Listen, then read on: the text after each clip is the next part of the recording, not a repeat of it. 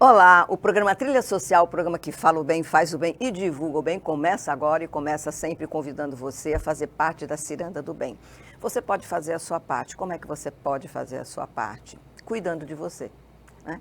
Cuidando de você, dos seus pensamentos, das suas ações, de tudo que você faz no seu dia a dia. Nós temos milhares de pensamentos no dia a dia. Tem pensamentos que a gente não sabe nem de onde veio, mas nós somos acometidos por esses pensamentos e nem sempre eles são bons, né? São alguns pensamentos, às vezes, que nos levam a ficar deprimidos. Então, não deixe que eles que dominem a sua mente, a sua vida, porque você faz parte dessa vida maravilhosa. Você acordou, está aqui, está vivo, você tem uma missão, você tem importância, assim, você tem o seu lugar dentro da sociedade, do seu sistema familiar, no sistema social. Tome posse do seu lugar. Tome posse, porque quando você assume aquilo que você gosta de fazer e ama fazer, tanto na sua família como no seu trabalho, nas coisas que você faz voluntariamente, você tem força, porque é uma troca, porque não existe nada sem troca, né? Na sociedade, tudo é uma troca. No coletivo é necessário, né, no nosso planeta, haver leis. Por quê? Porque os homens, infelizmente, alguns usurpam, né, o direito do outro. Eles não são responsáveis, não têm autorresponsabilidade, não entendem a sua função dentro da sociedade e acabam cometendo alguns delitos, fazendo coisas que não contribuem para a vida. E a vida é o nosso maior patrimônio. Em todos os sentidos, todos têm direito à vida, todos têm direito a ter um lugar para morar, todos têm direito a ter cultura, a ter estudo, todos têm direito à saúde. E nós trabalhamos, pagamos nossos impostos e temos que ter direito a isso. Mas, infelizmente, como o ser humano ele é muito complexo e ele comete erros, né? Ele comete equívocos durante a sua jornada, nós temos que ter pessoas, nós temos na nossa sociedade pessoas que se formam para ajudar a fazer com que essas leis que foram criadas para que o coletivo se mantenha dentro da justiça e da paz, essas pessoas, elas então vão defender esses direitos. E todo mundo tem direito ao quê? A um advogado, né? Quando comete um delito. Você tem direito a uma ligação. Você vai ligar para o seu advogado para que ele possa trazer. Se você foi acusado injustamente de alguma coisa, é um advogado que vai lhe ajudar. E essa missão do advogado é uma missão bastante de muita responsabilidade, né? Porque muitas vezes na advocacia você pode desenvolver toda uma forma de trabalhar e você pode usar as leis, estar dentro da lei, mas pode estar fora da justiça verdadeira. Então, nós temos que observar esse advogado que você vai contratar para te defender, seja em qual causa for, a idoneidade e o caminho que ele faz dentro desse trabalho, que é extremamente importante para a sociedade. E hoje nós estamos aqui recebendo Tereza Francesca. Tereza Francesca é advogada hoje. E ela é filha, sabe, de um grande ator, o Chico de Assis, que eu deixo aqui um abraço muito carinhoso. São pessoas que também alentam o nosso coração com a arte, a cultura. Sem cultura, um povo que não tem cultura, não existe isso, né? Todos nós, para todo lugar que você vai, você quer conhecer a cultura daquele local. E também as pessoas que fazem cultura, fazem filmes, teatro, cinema, música, são importantes porque a vida sem teatro, sem cinema, sem nada que possa alentar e tornar a nossa vida mais leve, seria muito difícil. Escolher essa profissão é escolher também fazer um caminho que ainda é muito complicado no nosso país, né? Haja visto que existe muito preconceito, às vezes até da própria família, quando alguém da família quer ser um artista, às vezes as pessoas falam, coitado, você vai trabalhar com o quê? Como se ser um ator, ser um músico, ou seja lá o que for dentro da arte, não fosse uma profissão. Então, nós temos ainda muito a caminhar nessa questão. Mas nós agradecemos a todos aqueles que se dedicam, principalmente durante a pandemia. Se não fossem os filmes, se não fossem as lives dos cantores, se não fossem as pessoas que também trabalham em várias profissões, os psicólogos, aqueles que nos ajudaram à distância nesse momento, o que seria de nós? Então, nós temos que aprender a acordar, respirar e agradecer. Agradecer que existem pessoas que estendem suas mãos para nos ajudar a levantar.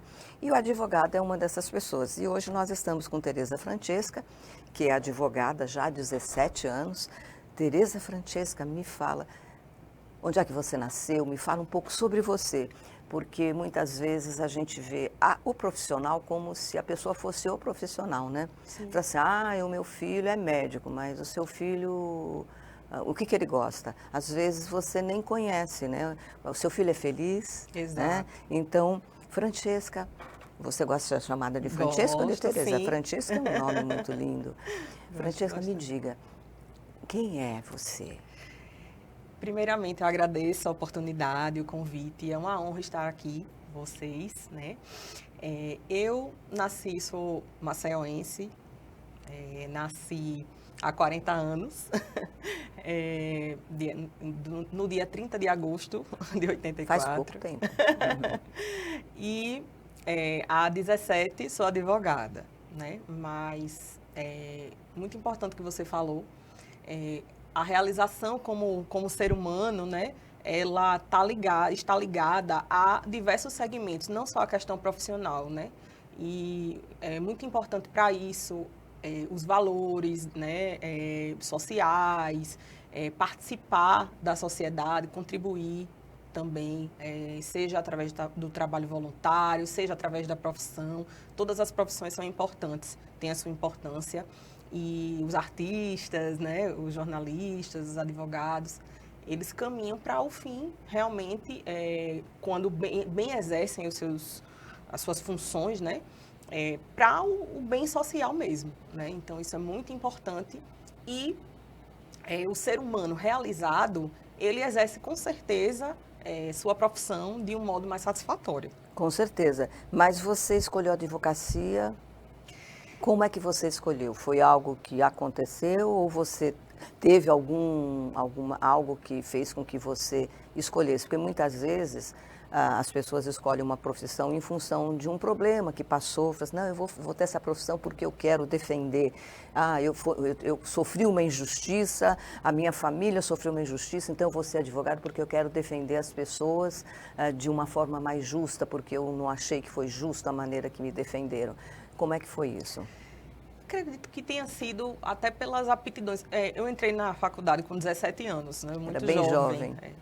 Meio que sem saber ainda exatamente se era aquilo, né, que queria. Mas no decorrer do curso, fui me apaixonando, fui gostando e finalizei. Mas essa questão inicial, acredito que tenha sido até pelas aptidões do português, da literatura, muita influência do meu pai, né, a questão da literatura, das artes. Não tinha um talento específico para a arte, mas apesar disso trago, né, essas raízes comigo, mas isso também me influenciou a seguir para a advocacia por conta de questões interpretativas, a função do advogado, né, demanda muito a leitura e foi por esse caminho. Porque o advogado ele tem que estar constantemente se reciclando, porque as leis elas vão sofrendo alterações, né? Exatamente. E muitas vezes, se ele não acompanha, ele pode errar também quando ele vai defender ou vai acusar, né? E assim, e agora falando de algo específico, nós temos uma justiça, uma advocacia que é de acusação e de defesa. Então, quando nós pensamos em acusação e defesa, nós pensamos em polaridade. Sim. Qual a importância da mediação de conflitos dentro da justiça e dessa especialidade na advocacia? Então, a mediação, ela tem importância ímpar. Inclusive, com a reforma do Código de Processo Civil, que se deu Em 2015, ele foi publicado e entrou em vigor em 2016. Houve a atenção especial, de modo expresso, à questão da mediação e da conciliação.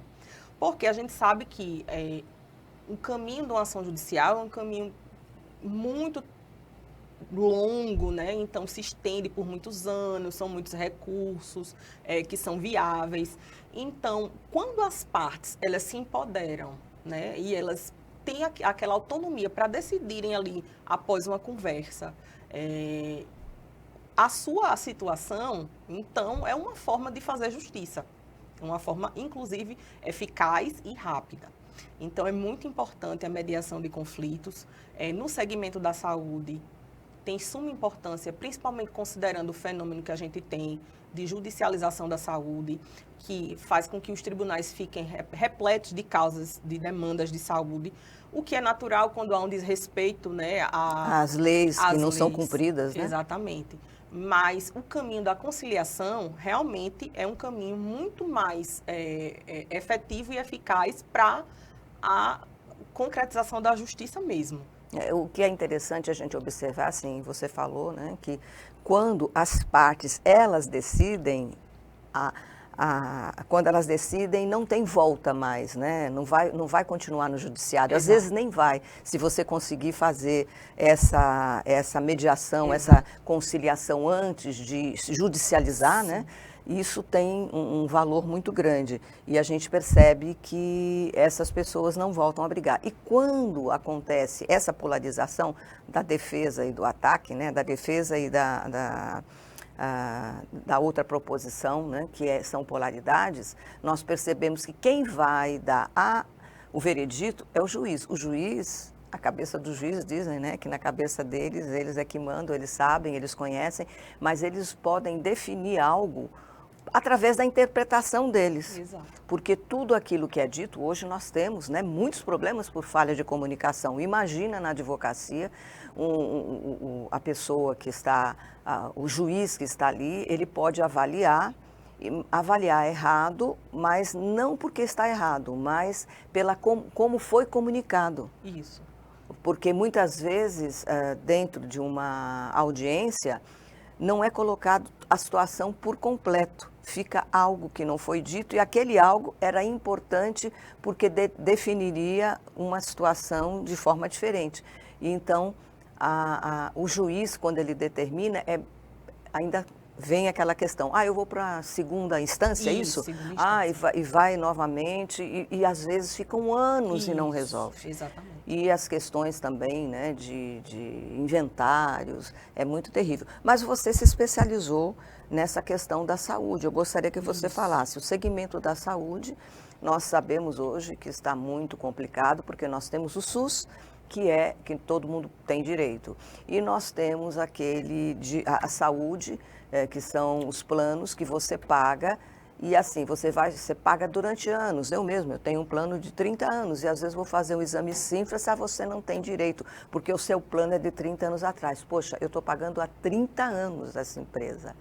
Eu sou fiel a essa empresa há 30 anos, ela não é fiel a mim como um cliente, e isso faz com que o cliente fica revoltado. Então, Exato. Não sou só eu, muitas pessoas passam por isso.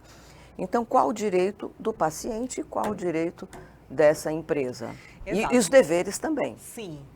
Existe, né, o segmento do direito à saúde, ele tem uma intercambiabilidade com outros segmentos do direito, o direito civil, o direito do consumidor, às vezes o direito criminal também, o direito penal, mas é um ramo que vem se destacando, né, com a sua, mesmo com a interdependência de outros ramos, mas vem se destacando pelo ponto de que ele assegura os direitos do paciente, né, dos pacientes, tanto em relação aos entes públicos, né, diante da circunstância de serem usuários do SUS, que todos nós somos, né, mas em face do SUS e também no segmento em face dos planos de saúde e em face também de profissionais particulares, né. Então, existe esse segmento, é um segmento muito importante. Hoje em dia, a gente percebe, né, que existe a gente precisa, muitas vezes, judicializar Isso, a questões. judicialização da saúde, né? Exato, exatamente. Porque há um descumprimento das leis, né? Da Isso, legislação. Da legislação. E aí, os planos de saúde, os entes públicos têm os seus deveres, né? Esses deveres são decorrentes da Constituição Federal, das leis federais, das leis estaduais, das leis municipais, das portarias. E existe também, os planos de saúde também têm seus deveres. A gente tem a Lei 9656/98, que é a lei que regula os planos de saúde. E temos uma legislação vasta no segmento da saúde, que necessita ser respeitada. Quando você fala necessita ser respeitada, eu quero falar de um assunto aqui que é muito importante, né? Que a gente fala do Outubro Rosa todo ano, existe toda uma comoção, uma campanha no Brasil inteiro, há toda uma chamada de atenção para essa questão da mulher, porque a mulher acometida de câncer, ela precisa de aprender, né? A fazer, ela precisa ter direitos a fazer esses exames, e existem algumas leis para as mulheres que estão com câncer ou foram diagnosticadas, mas até chegar ao diagnóstico, se ela é uma pessoa que ela não tem condição não tem um plano de saúde, pelo SUS demora muito, mas existe já algumas leis que determinam, eu não sei se é 30, 60 dias, eu gostaria que você falasse sobre isso, para a gente alertar, né, as mulheres ou as pessoas, os homens também, que precisam de fazer um tratamento, e o câncer não pode esperar. Exato. Né?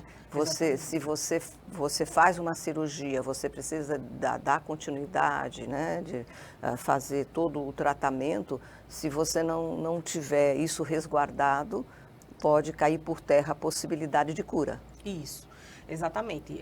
Existe, né, no âmbito, em relação ao SUS, tem diversas legislações. A gente tem a Constituição Federal, que regula, então, o artigo 5º, que fala sobre a dignidade da pessoa humana, os direitos e garantias fundamentais, mas a gente teve, em 2012, uma lei, né, que foi publicada, que a gente conhece como o Estatuto dos Pacientes com Câncer, que é a Lei 12.732/2012, e nessa lei há a previsão que, no que se refere, no âmbito do SUS, o paciente, isso é aplicável certamente às mulheres que estão com suspeita, né, de câncer de mama e outras espécies de câncer também.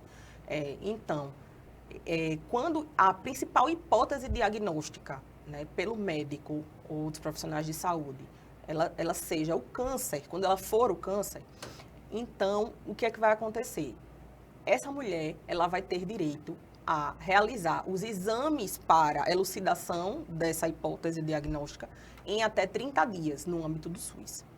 E, confirmada essa hipótese diagnóstica, a partir do diagnóstico definitivo, ela vai ter até 60 dias para iniciar o seu tratamento, certo? Isso no âmbito do SUS. Infelizmente, na prática, a gente sabe que nem sempre há o respeito a essa lei, mas existe a possibilidade de ações judiciais. Então, a pessoa que ela não tem suficiência de recursos para contratar um advogado, ela pode procurar a Defensoria Pública. A Defensoria Pública ela é voltada a garantir assistência jurídica e ao judiciário às pessoas que não têm condições de prover, né, custear advogado, pessoas hipossuficientes economicamente. Então, elas podem procurar a Defensoria Pública a fim de proporem as ações cabíveis, certo? Aí, no caso, a Defensoria Pública é para qualquer pessoa. Isso. Se você não tem condição financeira, você vai lá, seja em qualquer instância que você precisar. Só que nesse caso, né, do câncer, você tem direito a fazer todos os exames e o tratamento. Então, tem 30 até 60 dias. Isso. E como a gente sabe, né, como a Tereza, a Francesca falou, que nem sempre isso se cumpre. Então, você tem que buscar a Defensoria Pública para lhe ajudar. E pode também ir direto ao Ministério Público. O Ministério Público também faz parte, né, da nossa defesa, porque o Ministério Público está aí para nos defender, né, para nos proteger. Exato. É possível, sim, cientificar o Ministério Público. Eles atuam majoritariamente, né? O Ministério Público é um órgão que atua majoritariamente no âmbito coletivo. Então, é possível, sim, procurar o Ministério Público, mas para a propositura dessa ação individual, o caminho, acho que mais satisfatório imediatamente, de modo mais imediato, é realmente ou um advogado privado da confiança, se a pessoa tiver condições de custear, ou a Defensoria Pública mesmo, mas também pode procurar o Ministério Público. Eu sei também que tem essa questão do SUS, né? O SUS também, a pessoa, vamos supor que ela não tenha condição nem de sair de casa, ela vai precisar de ser atendida em casa. Como é que é isso no seu domicílio? Como é que isso acontece? Vocês, como advogados também na Defensoria Pública, se for o caso, ou um advogado particular, ele pode buscar essa ajuda? Pode. De que forma? Existe, né, uma portaria do SUS que instituiu o que se chama de tratamento fora do domicílio, que é conhecido como TFD. Esse tratamento fora do domicílio, ele se destina a pessoas que têm doenças graves, como o câncer, que necessitam, que demandam uma espécie de atendimento que não existe ali naquela localidade onde ele reside. Primeiro ele tem que provar que não existe. É complicado. É complicado. Né? Então, veja, o tempo que ele vai é porque esse tempo vai passar, é investimento, ele está perdendo, né? E o câncer está avançando. Exatamente. Infelizmente, o tempo do processo, do direito, não é o mesmo tempo da vida, né? E a gente tenta correr contra o tempo, nós profissionais desse segmento da saúde, a gente tem demandas muito urgentes que fazem com que a gente, né, se movimente e procure efetivar aquela busca de modo mais ágil. Mas existe o tempo do processo. E aí, de toda forma, havendo essa necessidade, é possível propor ação judicial para que haja a implementação desse TFD, inclusive em outros estados. Então, é possível até o custeio de passagem aérea, hospedagem. Se for para outro local, isso, né? Se não tem no seu estado, exatamente. Você pode ser levado para outro estado. Exatamente. Outro estado, outro município, a depender da necessidade que o paciente tem. E aí, como é que vai comprovar? Laudos, né? Exames. Aí, assim, a pergunta que não quer calar, né? Nós vemos que esses processos, há uma demanda muito grande e não há dentro do judiciário pessoas suficientes para poder, porque cada tipo de demanda, né, dentro do judiciário, na saúde, como nós estamos falando, tem que ter as pessoas que só trabalhem com a demanda da saúde e resolvam. A quantidade de pessoas dentro do judiciário para poder fazer com que esses processos andem de maneira rápida e contínua deveria aumentar. Então, nós estamos em defasagem, né? É isso? Sempre é importante, né, que os poderes instituídos garantam ali o funcionamento do serviço de modo adequado. Então, é por isso que é tão importante os concursos para que haja, né, a lotação de servidores públicos, incluindo também o judiciário, nos segmentos, nas varas, para que os processos eles consigam, né, fluir de uma forma mais rápida, que haja uma efetividade ali na prestação jurisdicional, né, até para que haja realmente a consecução da justiça de modo mais claro, cristalino, efetivo. Então, realmente é muito importante que haja sempre esse direito seja garantido mesmo, né? Então, é uma questão que a gente sempre realmente requer, né? Nós, como advogados, também a gente deseja, né, que os processos eles andem, né, sejam movidos em tempo hábil, até para que o paciente e o nosso cliente ele tenha esse direito resguardado. Se tratando de demandas de saúde, a depender da situação, há até alguma celeridade, mas é necessário realmente que haja cada vez mais uma ocupação do nosso governo em colocar um número de pessoas maior para que a demanda, a procura e a demanda sejam equivalentes, exato, né? Haja um equilíbrio. E eu percebo também que a mediação, a conciliação melhorou bastante, diminuiu muitos processos, quer dizer, às vezes uma quantidade de processos que iriam ainda para ser julgados já foram resolvidos pelos próprios clientes, né? Porque os advogados estavam preparados, porque há uma necessidade de um diálogo entre os advogados. O advogado. Agora, se você, por exemplo, você é uma advogada mediadora, você pega um advogado da outra parte que não é mediador, você não vai conseguir mediar, né? Não vai conseguir ir em frente. Então, porque a mediação ela é praticamente mais jovem dentro, algo que está sendo ainda implementado, tem uma caminhada longa ainda, mas é tão importante para diminuir essa judicialização. É muito importante. E, inclusive, o respeito e a consideração enquanto prioridade no processo, até no Código de Ética da OAB, existe ali a previsão de que, preferencialmente, as questões sejam resolvidas através da mediação e da conciliação. Já existe. Já existe. Isso é importante, porque, veja, tanto, por exemplo, na educação nós temos um currículo que, até hoje, o currículo, a gente cumpre o currículo de 1960. A gente já está no século XXI, quanta coisa mudou. Há necessidade de mudar, porque as pessoas mudaram. Hoje nós temos redes sociais. Se você não aprender a usar todos os instrumentos, né, sociais para poder implementar e colocar dentro da educação, você torna isso mais difícil para o professor e para o aluno também.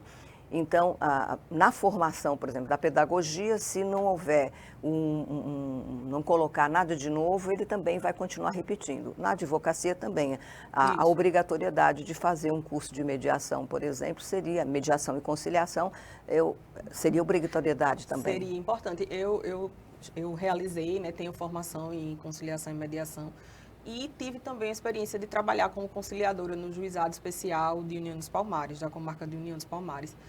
Foi uma experiência ímpar. Durante a minha trajetória como advogada, posteriormente, eu também prezo muito pela conciliação, incluindo também as demandas de saúde. Então, quando é um acordo satisfatório, que atende ali os interesses do cliente, eu procuro priorizar, porque a gente sabe que é uma forma de resolver a questão de modo mais célere. E mais rápido, né? Isso. Eu gostaria de chamar as fotos que nós temos aqui dos trabalhos que você vem desenvolvendo também, né, como advogada. Ezequiel, por favor, coloca aqui. Olha, quer saber mais sobre direitos dos pacientes oncológicos? Olha, você pode procurar, né, a Tereza Francesca, você pode ligar para ela. O plano de saúde deve custear a reconstrução mamária e implante de silicone para beneficiária acometida de câncer, né? Então, isso é muito importante. Você também faz palestras, né? Você é voluntária em palestras. Se você precisar de uma palestra para esclarecer algum assunto dentro dessa área da advocacia, você pode buscar a Tereza Francesca, que com certeza ela vai abraçar a sua causa também e vai lhe direcionar. E se você precisar de um advogado, uma advogada, ela está aqui, né?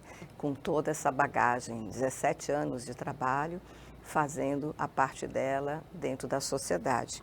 Tereza Francesca, estamos chegando na parte final do nosso programa. Eu gostaria que você fizesse as suas considerações finais e deixasse uma mensagem para o nosso público, o público que está nos assistindo. Primeiramente, mais uma vez, agradeço a oportunidade de estar aqui com você, uma simpatia. Muito obrigada. É uma entrevista excelente. E a minha mensagem a questão da justiça, né? Ela é um dever de todos nós, cada um no seu segmento. E em caso de desrespeito, né, a pessoa que está assistindo pode procurar um advogado de sua confiança. Se houver insuficiência de recursos, pode procurar a Defensoria Pública, o Ministério Público também. E estamos aqui, né, à disposição, inclusive para palestras também, se demandar, né, se houver alguma necessidade, para esclarecer essa questão dos direitos da saúde. E é isso, um forte abraço para todo mundo e até a próxima. Muito obrigado, parabéns pelo seu trabalho, que a sua caminhada seja cada vez mais iluminada, né?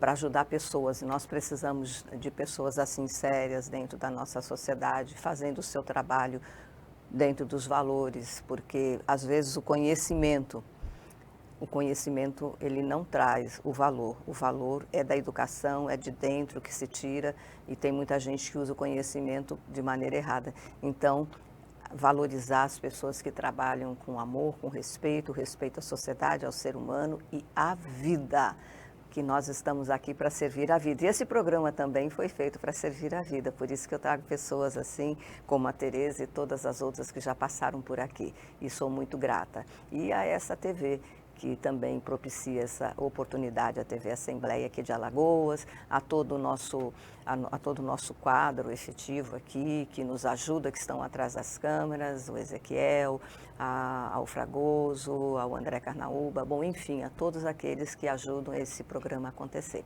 Então, o programa Trilha Social, o programa que fala o bem, faz o bem e divulga o bem, volta semana que vem e eu vou estar esperando vocês sempre com novidades pelo bem e pela paz. Até lá!